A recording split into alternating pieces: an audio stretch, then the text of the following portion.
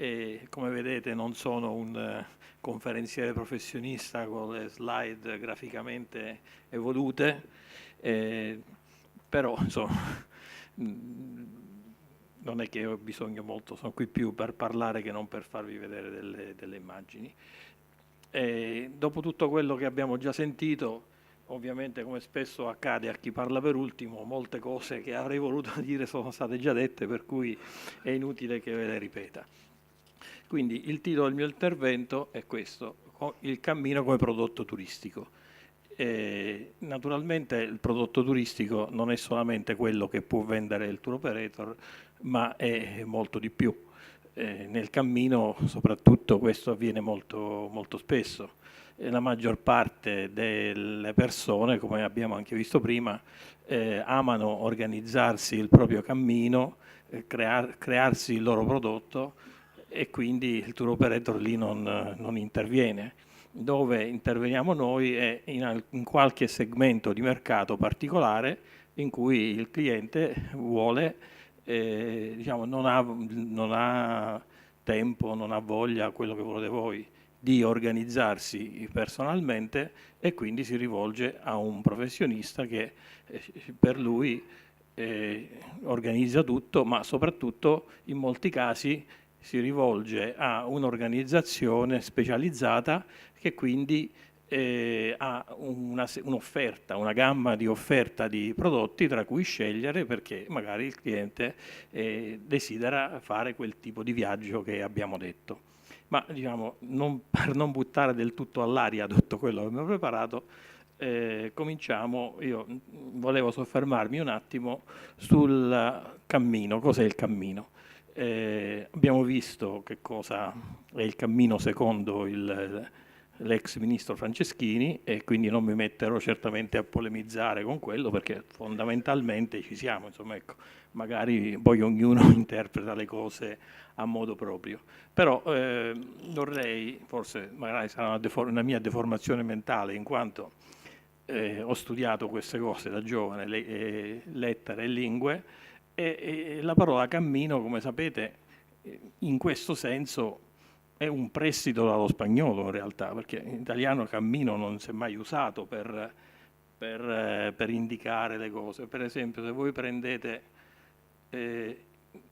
i cammini, diciamo, che c'erano prima che venisse la moda dei cammini come li intendiamo oggi, io non riesco a trovare nessuno che ci abbia cammino nel nome. C'avevamo il Sentiero Italia, la Via Alpina, la grande escursione appenninica detta anche Egea, il Sentiero Francescano della Pace, Via degli Dei, Sentiero degli Dei, Via Romee, però non mi ricordo, magari aiutatemi voi se conoscete un cammino italiano che si chiamasse cammino prima che il Cammino di Santiago, diciamo, divenisse così popolare.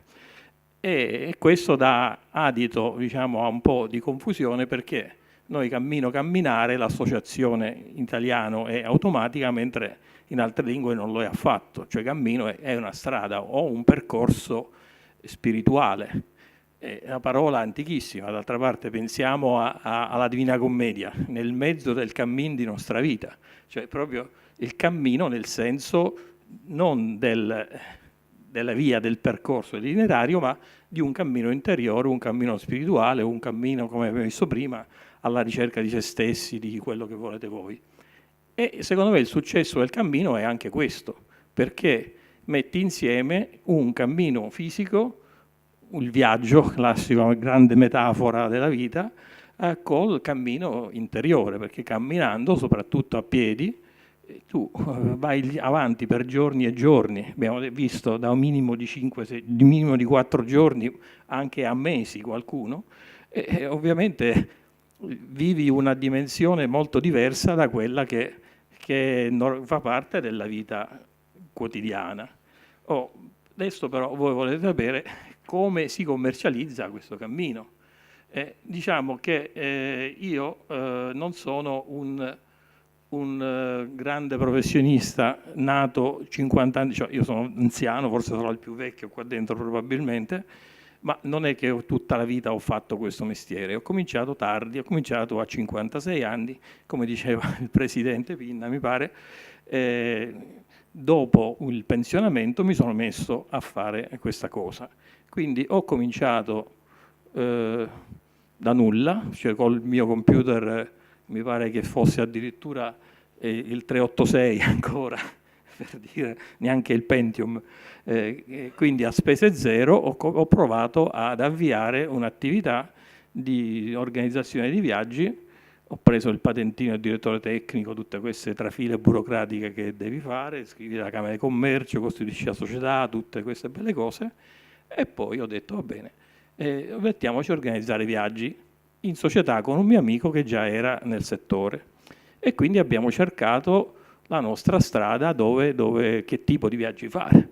Allora, io sono palermitano, ma da 40 anni, anche più, abito a Rieti, che è diciamo una provincia sperduta all'interno della penisola italiana, tra Lazio, Umbria, Abruzzo, Marche, e diciamo, quando sono arrivato a Rieti, dicevo, ma a Rieti che c'è?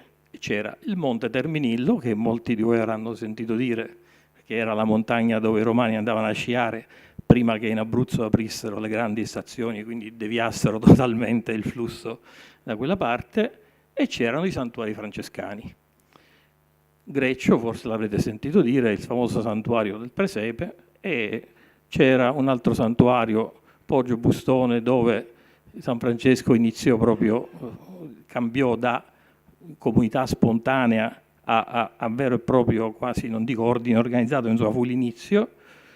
Fonte Colombo, dove San Francesco scrisse la regola definitiva dell'ordine, e quindi diciamo c'era questa eredità francescana, anche perché Rieti fino all'unità d'Italia era stata una provincia dell'Umbria, apparteneva al famoso Granducato di Spoleto, Sicut Umbria, che leggiamo nelle carte geografiche di un tempo. Quindi quando nel 2004 ho ricevuto una lettera dall'azienda di promozione turistica di Rieti che mi invitava a partecipare alla presentazione del Cammino di Francesco, io sono andato curiosissimo e quindi ho imparato a conoscere questo mondo dei cammini, perché la provincia di Rieti aveva innanzitutto depositato un marchio e un nome, Cammino di Francesco, che appartiene alla provincia di Rieti, e aveva preso i sentieri che già esistevano, i sentieri CAI, come i famosi segnali biancorossi, e aveva messo insieme questi sentieri, aggiunto una segnaletica particolare, e aveva fatto il Cammino di Francesco. Tu andavi da un santuario all'altro, su e giù per le montagne, attraverso la valle. E quindi dice, noi abbiamo fatto il cammino, adesso voi vendetelo. E Rieti non era mai stata una destinazione turistica, cioè i turisti che c'erano erano tutti turismi legati al nucleo industriale, che poi è andato declinando, al normale circolazione di rappresentanti di commercio o professionisti comunque che si vanno in giro per lavoro, qualche evento così tipo, adesso non mi ricordo più come si chiama, comunque c'era un evento famoso di musica lirica, di Voci Nuovi, quello fatto da Franca Valeri, un festival del balletto e soprattutto gli eventi sportivi dell'atletica leggera. Ma di turisti non se ne vedevano, non c'era un tedesco, un americano, quello che volete voi, c'erano solo i romani che nel weekend venivano in giro per i vari paesi. E quindi metterti a fare incoming a Rieti era una pura follia. Però io ho detto, questo Cammino di Francesco bisogna che noi veramente, per una volta che si fa una cosa, bisogna che dopo la vendiamo. E quindi ci siamo messi insieme una ventina di operatori tra alberghi, bed and breakfast, eccetera, quel poco che avevamo, e abbiamo cominciato ad andare in giro a cercare di vendere questo Cammino di Francesco. Quando poi ci iscrivevamo a una fiera, per esempio anche all'UTM che ha citato prima Joseph, ci dicevano che attività fai, che tipo di turismo fai, e noi non trovavamo la casella che si adattasse alla nostra specializzazione. E così è stato per tanti anni. Io andavo in giro, dicevo, a Rieti c'è il Cammino di Francesco. Dove? A Rieti, vicino Roma. Ah, vicino Roma, ho capito. E così via.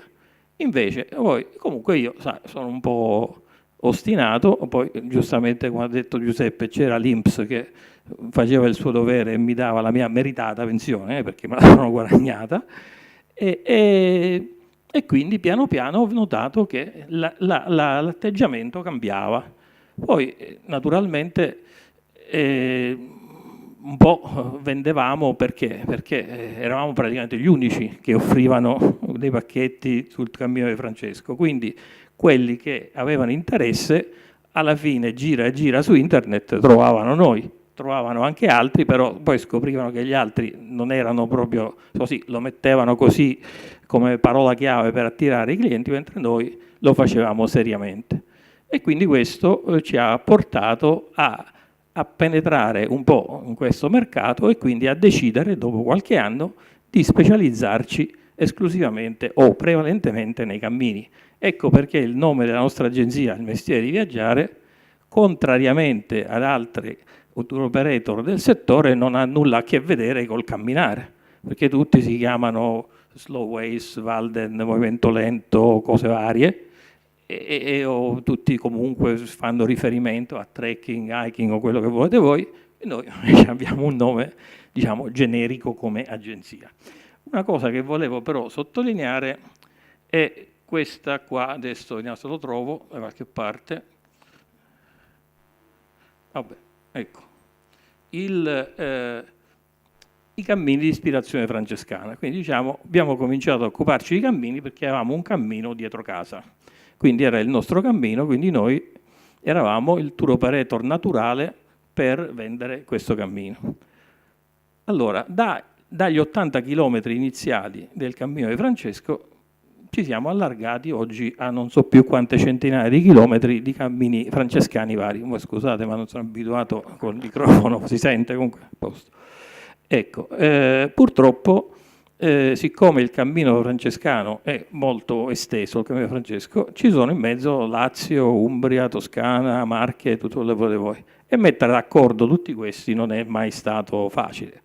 E quindi ci ritroviamo col Sentiero Francescano della Pace, che è il primo che c'è stato addirittura prima del 2000, che è Gubbio Assisi, il cammino di Francesco che è il nostro attorno alla Valle Reatina, il cammino di cui passò Francesco che è un cammino, non cammino, nel senso che è nato da un libro, non è che è stato fatto il cammino e poi è stato scritto un libro di questa mia amica meritevole Angela Serracchioli, che ha pubblicato con Terre di Mezzo, credo sia arrivata alla quinta o alla sesta edizione, non so esattamente quante, tradotto in tedesco, in inglese, anche in ungherese mi pare adesso.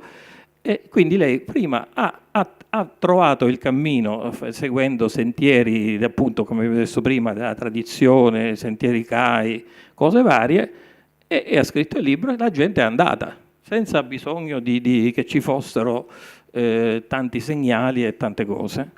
E lei si è messa a dipingere i Tau gialli dappertutto, diciamo fuori legge, gli dicevo io, però l'ha fatto e nessuno li hanno anche cancellati tante volte. Poi è nata la via Francigena di San Francesco, chiamata anche via di Roma, che aveva l'ambizione inizialmente di partire da oltre confine, oltre Alpe, da Vienna probabilmente, e poi passando per Assisi arrivare a Roma.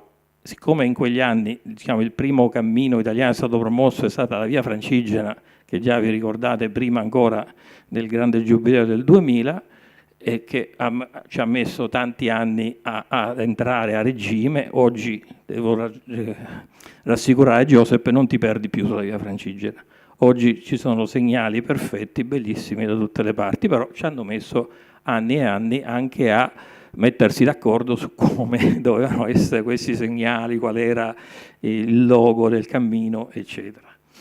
E quindi abbiamo fatto questa via Francigena di San Francesco, via di Roma, per il fatto che arrivava a Roma. E poi però la Toscana non ha partecipato, il progetto è rimasto a metà. A un certo punto ci siamo ritrovati con la via di Francesco, cioè l'Umbria ha preso in mano il suo cammino e ha pubblicato il suo libro, La via di Francesco, con l'editore San Paolo.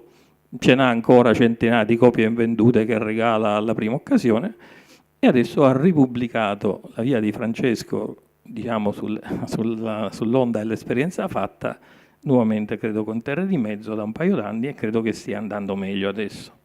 Poi ci sono altri cammini però che non sono dei cammini ufficiali, qualcuno aveva chiesto prima, ma mi pare da quella parte non ho visto però chi fosse, si può fare il contrario, creare il cammino dal basso anziché dall'alto? Sì, secondo me sì. E infatti lo testimoniano tutti questi titoli che vedete alla fine.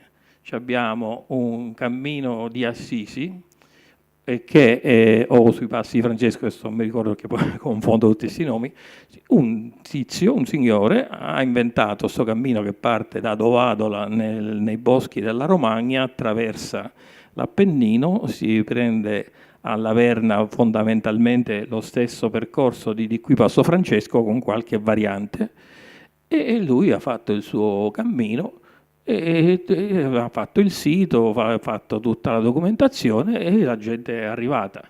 Poi c'è il cammino Chemin de Vézelay, c'è un cammino che parte dalla Francia e arriva ad Assisi, sempre attraversando varie regioni e sempre servendosi della sentieristica CAI collegata attraverso strade normali o cose del genere.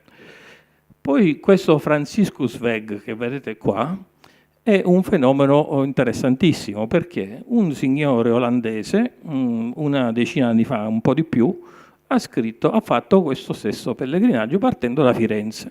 Cioè ha fatto quello che le nostre regioni non erano state capaci di fare. Ha scritto questo libro in olandese, di un percorso che si è inventato lui, però ha fatto da solo quello che abbiamo visto, abbiamo fatto qua, cioè è andato a parlare con tutti, ma qua i sentieri francescani dove si passa, si è studiato le sorgenti e si è fatto il suo percorso che, diciamo, è un po' diverso da quello della via Francigena di San Francesco. E però lui l'ha fatto in olandese, è stato tradotto in tedesco, un altro tedesco gliel'ha copiato e ha fatto un altro libro, adesso ne è uscito un altro ancora. Risultato che arrivano a centinaia e centinaia di tedeschi, olandesi, svedesi, danesi, che non hanno mai sentito parlare della via Francigena di San Francesco che le regioni avevano realizzato con i soldi dell'Europa. Però avevano trovato questo libro e gli era piaciuto, e quindi io per la prima volta, ripeto una decina d'anni fa, vedo due ragazzi tedeschi a Rieti con lo zaino. Dico: voi da dove venite? E mi hanno fatto vedere questo libricino giallo col quale erano venuti, senza segnali, senza indicazioni, senza mappe, senza tracce GPS, quindi tutte queste storie che il cammino deve essere, per noi italiani che siamo lamentosi. Appena c'è un segnale, appena nascosto dalle foglie, dice: ah, non ci sono i segnali. Comunque lasciamo perdere queste polemiche. Quindi, allora, la nostra modesta azienda, quindi questa è la credenziale adesso della via di Francesco, e questa sotto è la credenziale di Angela del cammino di qui Passo Francesco, che è poi stata utilizzata anche per il cammino di San Benedetto, che è un altro esempio di cammino che nasce prima della segnaletica e del riconoscimento ufficiale.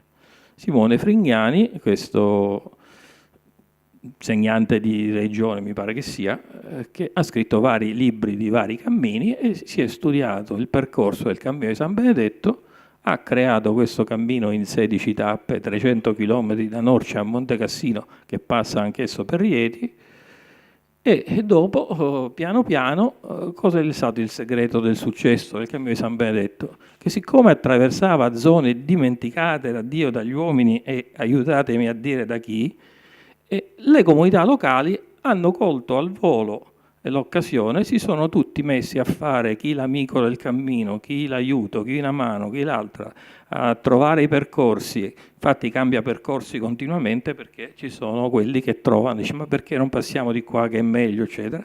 Mettono i segnali, tengono pulito, e solo dopo che il cammino si era veramente affermato, la regione lo ha riconosciuto e quindi, diciamo, gli ha dato un sostegno ufficiale. Ecco, quindi noi, tornando al discorso del tour operator, quindi io, come sapete, l'escursionismo normalmente si fa in gruppo, cioè la guida io so, il CAI, il Club Italia, Trekking Italia, quello che volete voi, e la guida escursionistica ambientalistica ti porta su per le montagne, nelle isole, all'estero, sapete quando cammini in Asia, in Sud America, da tutte le parti.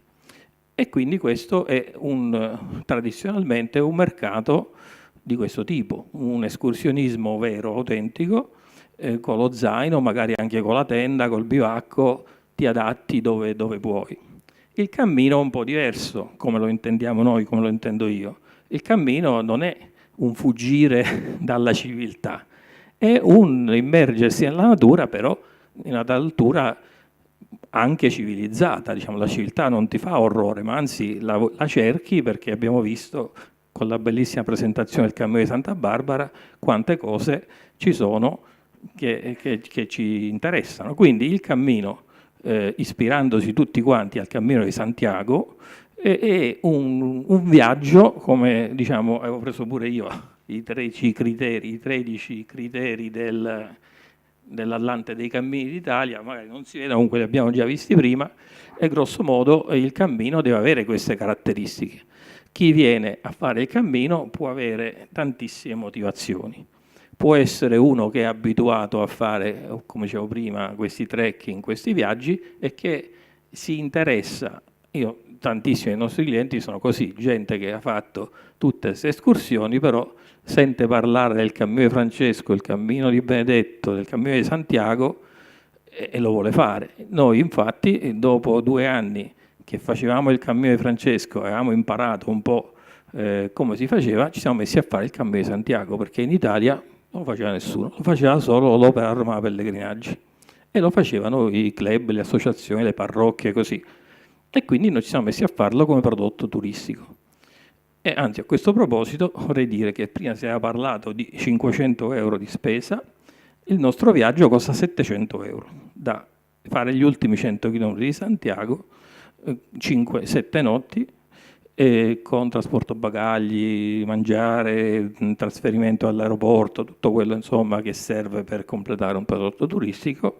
E quindi avete capito che il nostro target di riferimento non è che siano i miliardari, come magari sono qua gli emiri o così, quelli che arrivano col jet privato, ma sono delle persone che possono spendere 700, 800, 1000, 1500 euro per farsi una vacanza, e che la vogliono fare comoda, perché magari hanno la mia età o anche di più, e quindi i famosi 10 o 20 kg di zaino gli pesano, dormire nel dormitorio su letti a castello insieme agli altri non li incoraggia, perché poi magari hanno anche il trebisogni, il bagno condiviso dove fa la fila per la doccia, tutte cose che piacciono al pellegrino, però diciamo non tutti ci provano gusto, diciamo, a fare queste cose.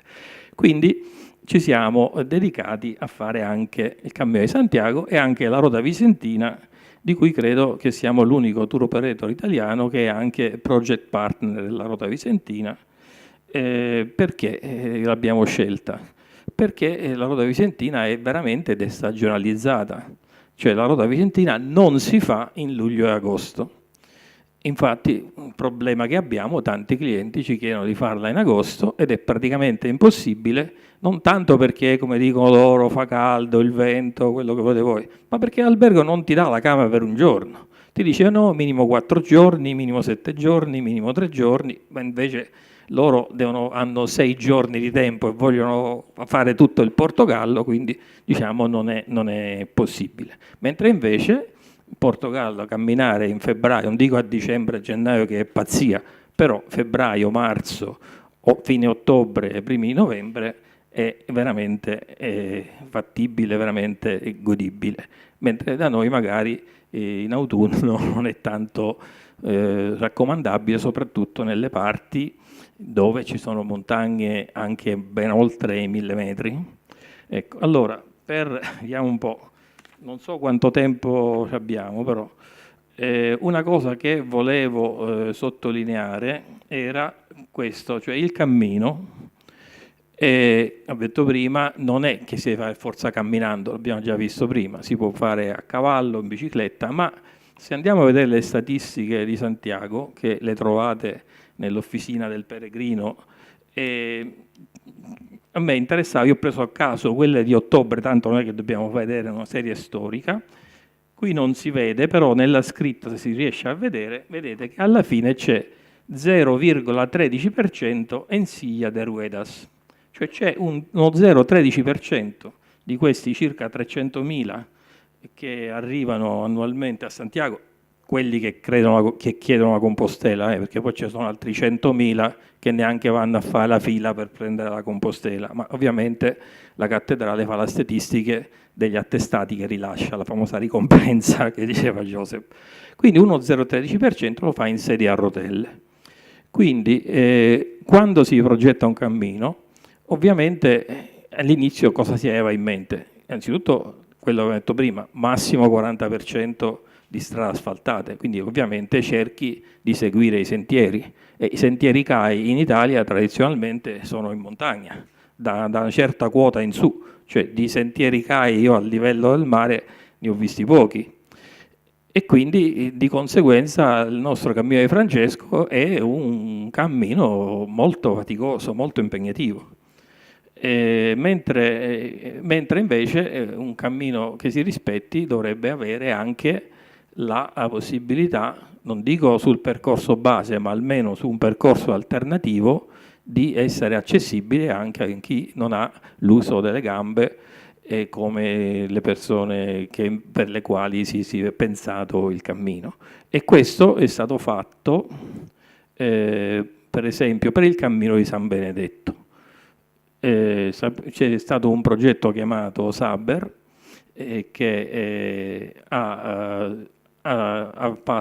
girato tutto il cammino di San Benedetto, che è abbastanza, diciamo, accessibile, sono solo, abbiamo detto, 300 km rispetto ai 2000 km della via Francigena, è un gioco.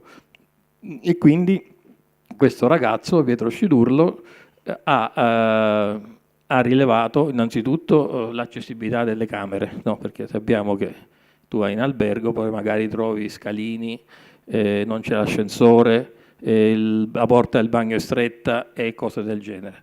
E quindi, diciamo, per queste persone con handicap non è poi fruibile. E io comunque ho partecipato a questo progetto creando dei pacchetti per vari tipi di handicap, e quindi quello che mi premeva dire è: cerchiamo di pensare, quando si fa un cammino, non dico a fare un percorso base dove si possa passare con sedia a rotelle, handbike o altri mezzi di trasporto di questo genere, ma almeno pensare a trovare dei percorsi alternativi che consentano a tutti di accedere di fare l'esperienza del cammino. Nel caso del cammino di Santiago, in realtà, ci sono dei tratti, soprattutto quello centrale, le famose mesetas dell'altopiano del nord della Spagna, che essendo proprio per natura pianeggianti e abbastanza scorrevoli, lì, diciamo, chi viaggia in sedia a rotelle ha maggiori possibilità di accedere anche senza bisogno di alcun intervento da parte di chi ha in carico la manutenzione. Adesso, parlando poi di ricompensa o di premio, diciamo, questa è la credenziale, quella a sinistra, credenziale del Peregrino, e la credenziale ufficiale della Cattedrale di Santiago. Questa è quella della via Francigena. Questo è l'interno, vediamo qua tutta la rete che ci ha già fatto vedere Joseph, che vediamo qui arriva fino al nord della Norvegia, fino al nord della Scandinavia, la rete del Cammino di Santiago, mentre vediamo qua i 2000 km della via Francigena. E questa invece è la credenziale del Cammino di Sant'Olaf. Perché ve la faccio vedere? Perché era, ovviamente, noi una volta che abbiamo deciso di specializzarci in cammini, dobbiamo offrire la più ampia gamma possibile di cammini, compatibilmente, come diceva la professoressa stamattina, con le risorse che poi abbiamo, perché per mettere in catalogo un cammino significa che devi andare a vedertelo, devi andare a fare gli accordi con tutti gli alberghi, devi preparare la documentazione per i clienti. Se non c'è il libro, se c'è il libro è più facile, ma se non c'è il libro glielo devi fare tu. E quindi, diciamo, è un investimento notevole. e quindi devi poi recuperarli vendendoli. Quindi devi andare a vedere che poi il cammino sia vendibile per te. Il cammino di Sant'Olaf, a parte i prezzi stratosferici della Norvegia, ha un grave difetto, cioè che la Norvegia è quasi disabitata nelle parti che attraversa, per cui trovi in albergo altro che 5 km al percorso, ci vuole l'elicottero oppure devi andare con la tenda, per cui è un motivo per cui non l'abbiamo fatto. Quindi i cammini che al momento fa il mestiere di viaggiare, se vi interessa, sono il cammino di Francesco, la via Francigena, i cammini di Santiago, perché abbiamo detto prima il cammino di Santiago non è soltanto gli 850 km, quelli che siano del cammino francese, ma è tutta una rete di cammini. Ovviamente nessuno li può fare tutti, però ne facciamo francese, portoghese, cammino Finisterra, cammino inglese, via de Plata, cammino del Nord, e ce ne sono tanti altri. E la Rota Vicentina, e poi il cammino di San Benedetto e anche la Magna Via Francigena in Sicilia. La Magna Via Francigena è un cammino che è nato da un paio d'anni. Non è molto lungo, sono meno di 200 km, mi pare che siano 9 tappe, però non ho qui la credenziale alla Magna Via Francigena. Perché non ce l'ho? Non ce l'ho perché chi gestisce il cammino è del tipo, non so se vi ricordate, le femministe, loro dicono il cammino è mio, me lo gestisco io. Cioè loro pretendono che chiunque voglia credenziale deve passare dal loro ufficio, si deve declinare tutti i dati personali, eccetera, eccetera, e insomma deve essere loro proprietà privata, che non mi sembra un atteggiamento corretto per qualcuno che tra l'altro ha preso fondi pubblici per fare quello che ha fatto. Comunque, al di là di questo, onore a chi l'ha fatto, perché hanno fatto un bel lavoro e porta del lavoro anche alla. Quindi noi come tour operator, oltre a quel lavoro, noi siamo partiti esattamente, avevo detto prima, tradizionalmente si fa la guida che accompagna il gruppo. Noi siamo partiti invece col pacchetto individuale, che nell'escursionismo italiano è una cosa che praticamente non esiste. E invece l'abbiamo fatto, e ovviamente pensando soprattutto a chi sta all'estero. Come ho detto prima, io ho cominciato a lavorare nella stanza dove mia moglie, che insegnava inglese, preparava i compiti. E poi ovviamente ci siamo allargati, adesso 4 dipendenti, un ufficio come si deve, però non abbiamo la bottega di cui si è parlato anche prima. Perché? Perché i nostri clienti non sono i cittadini di Rieti, i nostri clienti sono il resto del mondo, si dice nella squadra nel calcio, no? Italia, resto del mondo, Inter, resto del mondo, il resto del mondo. Quindi i clienti che possano essere interessati ad acquistare un pacchetto dei nostri, vi ho detto prima, proprio del Cammino di Santiago, grosso modo come è concepito, ma anche a fare per esempio dei gruppi già costituiti, non con la nostra guida, ma con la guida stessa loro. Qualche volta magari diamo anche la guida quando serve, però normalmente i gruppi sono o gruppi di amici che vengono tutti insieme, o gruppi organizzati dall'estero, o gruppi messi proprio, viaggi messi proprio in catalogo, come viaggio di gruppi, sempre da corrispondenti esteri che siamo riusciti ad acquisire, e che, sempre ricordandoci quello che ci ha detto la professoressa stamattina, i nostri clienti hanno una fidelizzazione altissima. Cioè quando hanno fatto un viaggio in cui noi mettiamo l'anima e il corpo per renderlo il più bello possibile, come abbiamo visto per questi signori che hanno fatto il cammino di Santa Barbara, e dopo diciamo, abbiamo un gradimento del 99, qualcosa per cento. Ogni tanto c'è anche pure qualcuno che si lamenta, però diciamo fondamentalmente tornano tutti entusiasti, perché come ho detto prima, non è che sono persone che hanno fatto il mondo a piedi. Molte persone sono al primo cammino, fanno per la prima volta nella loro vita un cammino perché vogliono fare il cammino di Santiago o il cammino di Francesco o quello che sia, e dopo averlo fatto scoprono che sono capaci di fare 25 km al giorno, no? Gente che pensa, ma come? Ma mi devo allenare, come faccio? No? Ecco, quindi diciamo abbiamo questo grande diciamo, amore per il cammino, per il prodotto cammino. Finisco, credo che devo finire. Finisco dicendo una cosa. Rieti, la santa patrona di Rieti è Santa Barbara di Nicomedia, la quale venne uccisa nella città di Scandriglia, che è in provincia di Rieti. Sotto l'altare maggiore della cattedrale di Rieti c'è il corpo di Santa Barbara, meno qualche osso che è sparso per altri posti. Quindi propongo qui una specie, non dico, lancio l'idea così, no? Facciamo una qualche, non dico un gemellaggio, ma una qualche collaborazione tra il cammino di Santa Barbara, dove vedo che la devozione per Santa Barbara è perfino superiore a quella di Rieti, che sono devosi a Sant'Antonio, e vediamo se è una qualche forma di collaborazione, di gemellaggio, di scambio di link, vorrei dire, qualcosa del genere, col cammino di Francesco, tra il cammino di Francesco e il cammino di Santa Barbara. Adesso se volete fare qualche domanda sono contento, perché io sono un po', ho detto, andando a braccio, non so, forse ho divagato su troppi argomenti diversi. Se vi interessa qualcosa di più specifico sulla commercializzazione o su altri problemi, sono qui pronto a rispondervi. E comunque alla fine la mia slide finale è questa. Prego.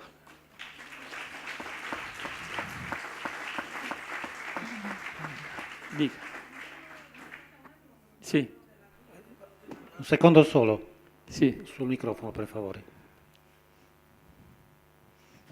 Non so se forse mi sono distratta un attimo io, però volevo che approfondisse un attimino il ruolo della guida nella sua esperienza. Sì, Cioè, allora, per dire la guida escursionistica, io la guida persona. Esatto, è sì. un genere di viaggio che si fa molto singolarmente, ma io quello che ancora non ho capito è se c'è spazio per la guida turistica, la guida escursionistica, sì. o se invece è proprio un settore che da lasciare così naturalmente agli individuali che vanno tranquillamente da soli e decidono di usufruire dei servizi che trovano. No, c'è l'uno e l'altro, che abbiamo detto prima, che i cammini per le strade tali hanno una segnaletica che ti permette di seguire il percorso tranquillamente, mentre tradizionalmente la guida alpina, la guida di mezza montagna, guida escursionistica.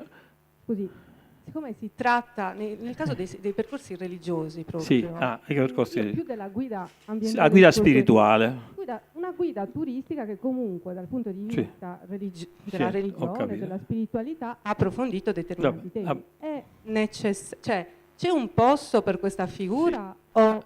Allora, sicuramente c'è, anche se non nella nostra esperienza organizzativa, nel senso che ci capita, allora, con un tour abbiamo siamo corrispondenti, organizziamo quindi i cammini per il tour operator ufficiale delle diocesi della Baviera.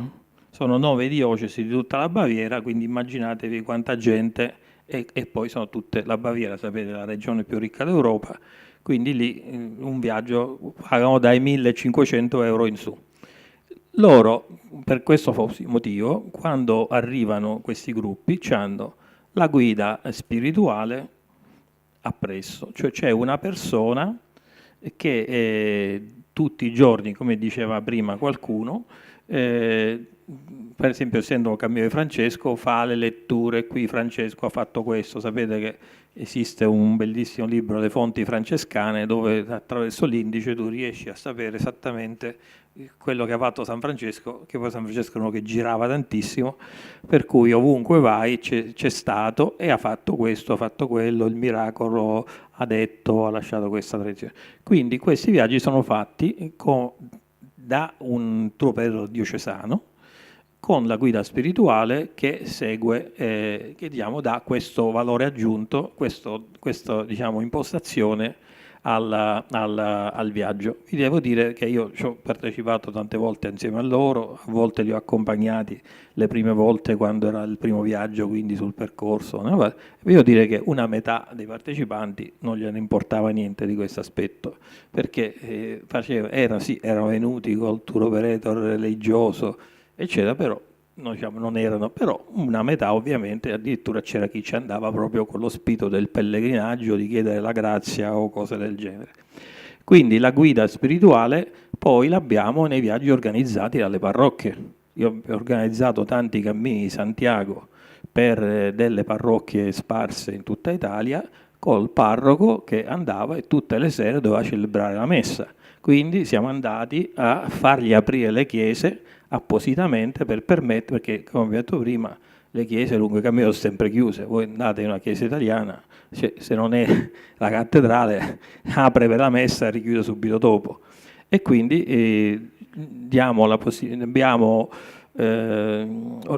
preso contatti con tutti i parroci di tutte le zone dove dove si fa tappa col Cammino di Santiago, ma anche in Italia ci sono questi gruppi che hanno il loro, per esempio abbiamo dei clienti giapponesi che tutti gli anni arrivano, e quest'anno sono venuti col vescovo, il parroco e il frate francescano, e quindi ogni posto che andavano la messa in giapponese naturalmente, e quindi la guida spirituale sicuramente una parte del mercato è fondamentale, perché ci vanno appresso. Non c'è, quindi la guida spirituale sì, c'è spazio per questo, però è un viaggio, non è più il viaggio del mestiere di viaggiare. Noi avevamo collaborato, come detto prima, per un periodo con l'Opera Romana Pellegrinaggi, che invece lo faceva così, ovviamente. Faceva il viaggio pellegrinaggio tipo Lourdes, Terrasanta, come volete voi, con una guida spirituale che curava questo lato. D'altra parte, anche sul Cammino di Santiago ci sta il prete italiano famosissimo, popolarissimo, Don Fabio Pallotta, che è parroco di due nelle due città delle ultime 2 tappe prima di cosa, e dice anche la messa in italiano nella cattedrale tutte le mattine. Quindi chi vuole seguire l'aspetto religioso, noi non dico che gli proponiamo il viaggio religioso, però glielo organizziamo se lo desidera. Forse non mi sono spiegata bene io. No, scusate, ma vabbè. Sono io forse che non ho capito, no, si preoccupi. No, perché mi sto preoccupando io, perché sono presenti persone che stanno seguendo anche un percorso professionale che ha il nome di guida turistica religiosa, che non è una figura spirituale, ma che ci sono investimenti da parte della regione in tal senso. Quindi io vorrei capire, e credo anche altre persone qui presenti, quale può essere la nostra funzione nel mercato dei cammini.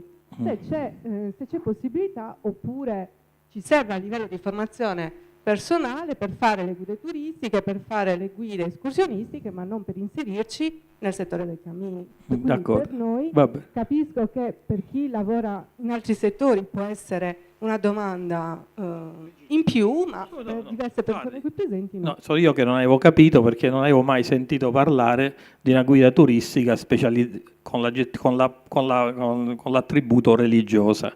Comunque, noi a Rieti abbiamo delle guide turistiche normali, diciamo, e basta, che però si sono specializzate su San Francesco, perché è San Francesco quello che c'è a Rieti. Quindi loro si sono preparate proprio per questi gruppi di cui parla lei, e che venendo a visitare i santuari francescani vogliono sentire parlare di quelle cose. Se è quello, però, della guida turistica religiosa che accompagna il gruppo nel cammino, io non ho mai sentito parlare. Probabilmente perché anche queste persone che dicevo prima, guide spirituali che vengono da Germania, non sono né guide turistiche né preti, sono solamente, come ce le ha anche l'Opera Romana Pellegrinaggi, sono dei volontari, delle persone laiche, tipo i catechisti, non so, una cosa del genere, che hanno questa cultura religiosa e si prestano per fare questo